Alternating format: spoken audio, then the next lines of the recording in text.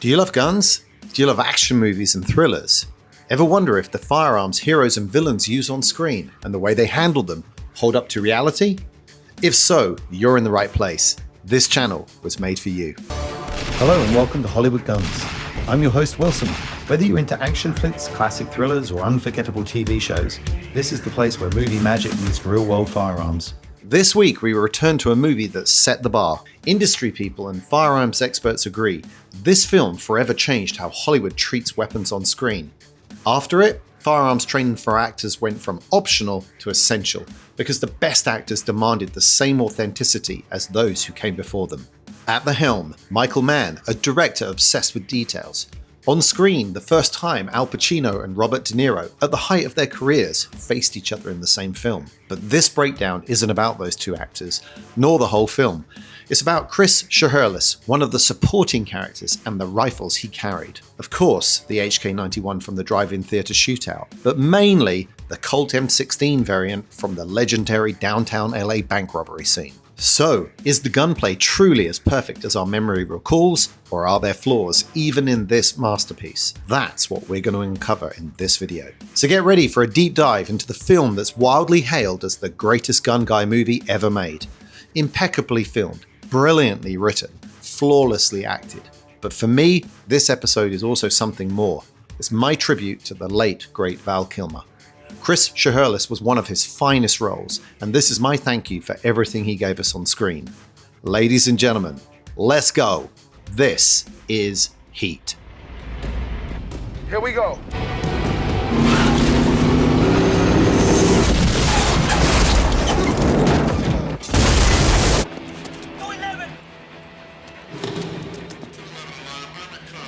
There's the call. Clear!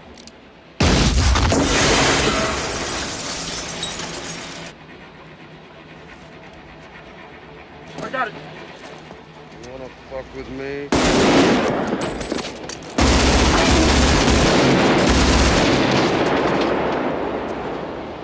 The last few episodes were filmed overseas in the UK, but this week I'm back on home ground at Bear Arms in Scottsdale, Arizona, filming on location with more NFA items from their incredible reference collection. And in front of us is a very close stand-in for the most famous rifle Val Kilmer carried in Heat. So if you're in the metro area of Phoenix, please stop by, support this local family business, and let them know Hollywood Guns sent you.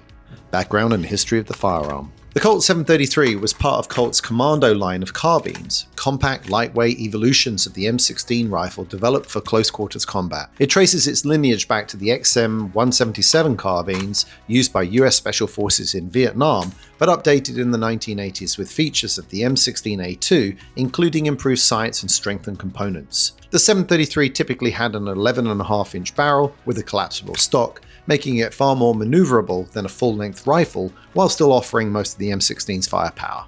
Variants of the 733 were used by elements of the US Army Rangers, Delta Force, as well as by law enforcement SWAT teams during the late 80s and early 90s. Eventually, it was superseded by the Colt Model 723 or 727 series, and later the M4 carbine, which offered improved ergonomics, a flatter top receiver for optics, and compatibility with newer accessories. For Michael Mann and his armourer, the 733 was a deliberate choice, a weapon that felt authentic for disciplined, professional thieves who would have sourced military-grade firepower through the black market. Fuck, behind you, on the right.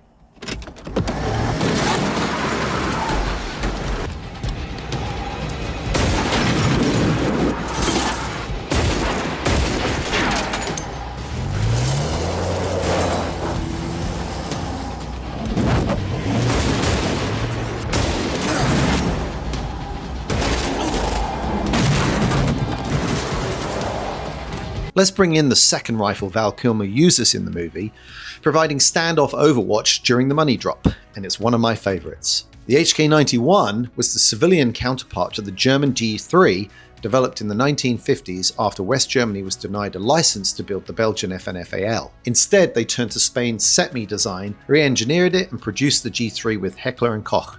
Wow, is that 2 weeks in a row I got that right? Chambered in 7.62 NATO, it delivered a massive step up in firepower over the Colt 733's 5.56 round. Adopted as West Germany's service rifle in 1959, the G3 went on to serve with over 60 countries worldwide, from Norway to Pakistan, making it one of the most widely issued battle rifles of the 20th century. And in Heat, Mann gives us the HK91 exactly as it should be seen. The bipod is still deployed as Kilmer has no time to retract it, transitioning quickly from precision fire to close range engagement. And I love this profile of him. And if you don't know the platform, this rifle weighs nearly twice what the Kar-15 does. Most of that weight is actually out front on his support hand. As Val engages the fleeing Dodge Ram, he looks every inch the professional, steady, methodical, and completely absorbed in his work.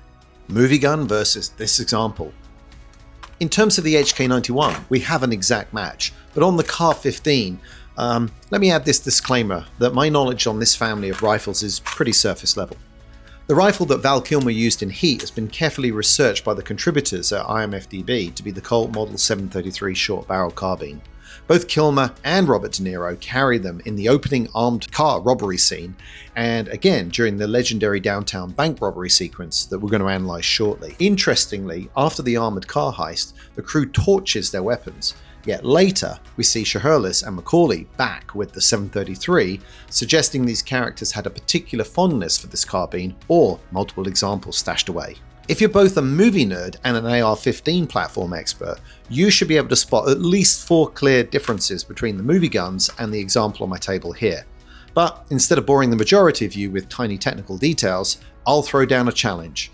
Drop the differences you can see in the comments and I'll crown the king of knowledge by pinning the best one to the top. Welcome to the intermission, and as you probably know by now, it's almost entirely thanks to my sponsors that I can cover the cost of producing videos on this channel. So while I tell you about them, please enjoy this old school, very cool M16A1.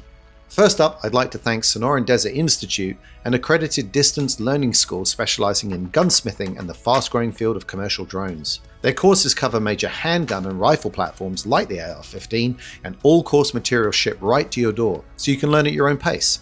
For more information, visit sdi.edu. And while we're on the subject of very desirable and collectible firearms, my second sponsor is of course Guns International, the largest online classified listings for firearms, where you can search out new tools, vintage and collectible tools, and even NFA tools. Basically, if you're a tool guy, you don't need to go to Home Depot. You can just go online and find what you're looking for there, and of course they make great t-shirts too. While we're on the subject of t-shirts, here is my OG, the 45 long slide with laser sighting, of course from the movie Terminator. I now have 2 other shirt designs available, and if you're interested in supporting the channel, this is a great way to do so, as the profits go to cover the armory budget and my rapidly expanding travel budget to film guns from several of the amazing viewers who have reached out to me from the channel. That's it, let's get back to the video. Accuracy of the Kar-15 platform in Heat. As you know, in signature episodes like this one, I like to break down how accurately the firearm is portrayed compared to real-world expectations across 3 categories: capacity, the caliber and its effects, and the actor's handling. Now, before we dive in, let's set the stage again. Heat is widely regarded as the film that redefined firearms handling at the cinema. Industry insiders, armorers, and firearms experts often describe movie gun portrayals in 2 eras, pre-Heat and post-Heat. So the big question is, does it live up to the legend, or are there hidden flaws? Let's find out. Our problem is take the bank or split right now. Do not go home, do not pack, nothing. 30 seconds flat from now, we are gone on our separate ways. The bank is worth the risk. I need it, brother. We should stay and take it down. That's where I come out. The Colt 733 carbine uses standard 30-round magazines.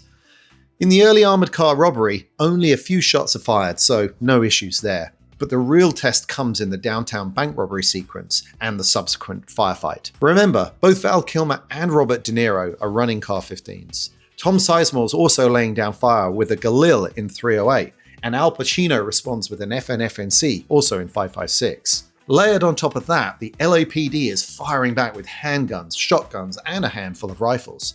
So, are you ready to start counting shots and mag changes?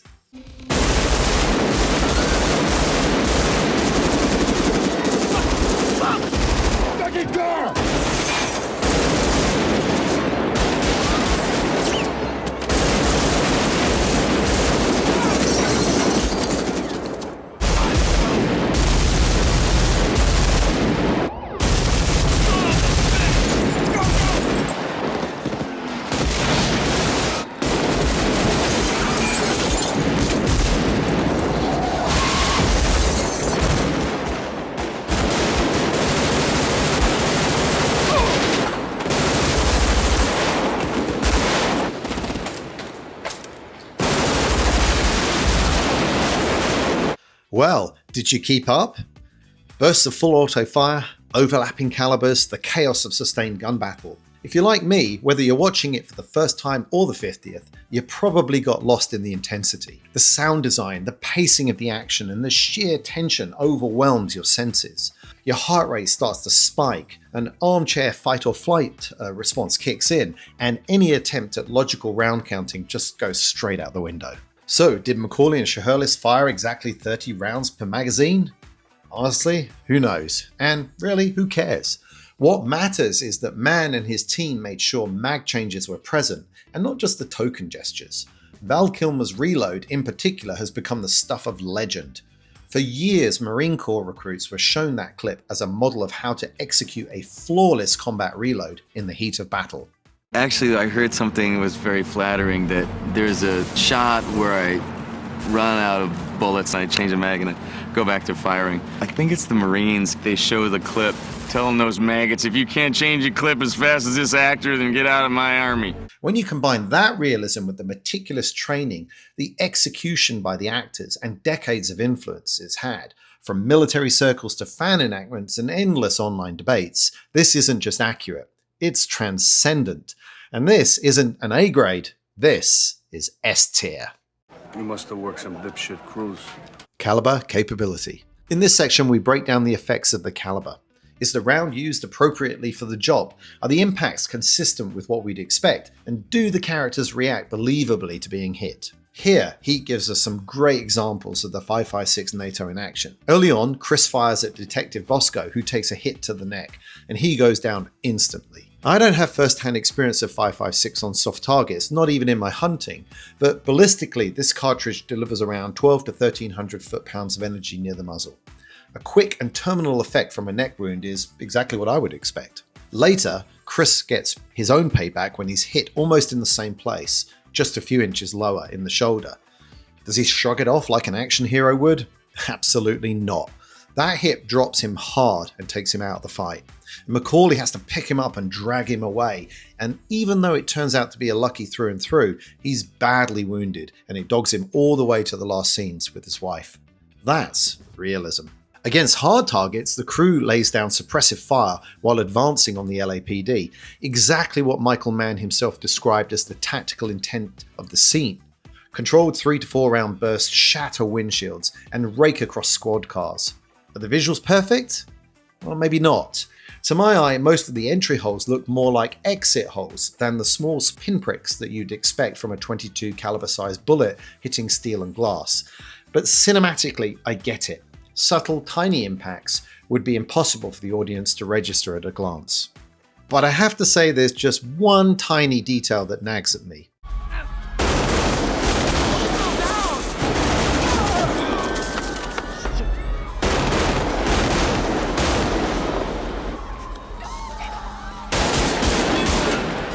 When Al Pacino returns fire, McCauley and Shiherlis take cover behind the rear quarter panel of a car, and we see 2 neat bullet holes. But realistically, 5.56 would have punched straight through the thin sheet metal of the bodywork and probably hit them unless the trajectory incurred some sort of lucky deflection. It's a small thing, but I just wanted to note it. So, is this S tier? Not quite. It's excellent, it's credible, but it's not flawless. For me, caliber portrayal in Heat earns a solid grade A. Oh, that's an interesting point. What are you, a monk? Character accuracy. Could they make the shots they took? Here's where we have to praise the backstory Mann created for the characters. If you've heard his interviews, you know how deeply he worked up their lives before the actors were even auditioned. Neil McCauley stems directly from a real-life Chicago thief of the same name. A career criminal who spent 25 years behind bars, including Alcatraz, before planning a heist that ended in a fatal shootout. The coffee shop meeting between cop and robber became the emotional and philosophical heart of Heat. Mann was fascinated by how, in that moment, each man recognized the other, both defined by their worlds and both bound by their codes.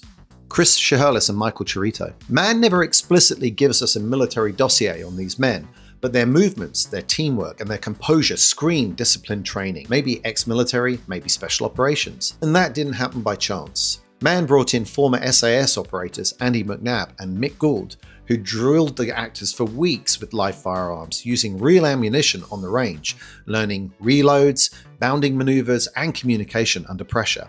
When the filming began, the switch to blanks was seamless. The muscle memory was already there. I wanted everybody really well trained so that they felt that they could actually do what the characters in this film do, because actors responded in a very big way. Mick Gould and Andy McNabb designed the curriculum by which Val Kilmer and Bobby De Niro and Tom Sizemore would acquire the skills that they had to acquire, and then it was a different curriculum for the cops. And that's why in the downtown shootout, the crew doesn't panic and scatter when the cops close in. Instead, they advance on the LAPD, and Mann has said that the scene was written this way deliberately. Philosophically, it flows from that diner conversation and Macaulay's code. They all know the stakes. They could walk away, but instead they commit, take down the score despite the odds. You see me doing thrill-seeker liquor store holdups with a Born to Lose tattoo on my chest? No, I do not. Right. I am never going back. And tactically, it mirrors what real operators might do when cornered. Move forward with aggression, suppress the enemy, keep each other alive through fire and maneuver, rinse and repeat. So, could they really have made those shots? Yes. More importantly, the way they fight feels authentic because it was built on real-world training and deep character psychology. And for that, character accuracy in Heat earns nothing less again than S tier. That's the discipline. That's pretty vacant. Yeah, it is what it is. It's that or we both better go do something else, pal. I don't know how to do anything else. Neither do I. I don't much want to either. Neither do I. Overall grade for firearms accuracy in Heat. Let's add it up. Firearms capacity, grade S. Caliber portrayal, grade A. Character accuracy, grade S. And by complete coincidence, those three grades spell out SAS. The very same acronym as the Special Air Service, the elite operators who trained the actors and defined the tactics we see on screen. And honestly, I absolutely did not plan it like that. It literally wrote itself as if it was ordained by a higher power. And when you average it out, that's not an A, that's not even an A+. That's an A++, the highest grade I've ever given. Well, for me, the action is the juice. I'm in. Go. Yeah, sure. Let's go. If you love action movies, you've probably noticed that many other films have tried to carry the torch of Heat. The Town gave us the Nun heist, and 999 opened with an awesome downtown Atlanta bank robbery. Both came close, both paid homage, but neither equaled it. Even standing on the shoulders of greatness, they couldn't surpass what Michael Mann and his team achieved originally. So yes, Heat sets the bar, and to this day, 3 decades later, that bar still stands. And that, ladies and gentlemen, is a wrap. No montage this week of every film the Car 15 platform appears in. We'd be here all day, and many of those deserve more than a drive-by credit. We'll save them for another episode. A huge thanks to Bear Arms Scottsdale for the rifles, and to SDI and Guns International for sponsoring and helping cover production costs. If you made it to the end, thank you very much. We're coming up on the channel's first anniversary on October the 2nd, 2025, and I'm blown away by the enthusiasm from, at this point, millions of like-minded people around the world. I've got a lot planned for the rest of this year in 2025 and for year 2 of Hollywood Guns. So if you like this sort of thing, please make sure you're subscribed and the bell icon is clicked to alert you to new episodes. Got a movie gun that you want covered or one that I should fly out to film? Email me please, wilson@hollywoodguns.com. And finally, to Val Kilmer, this episode was for you. Godspeed, sir.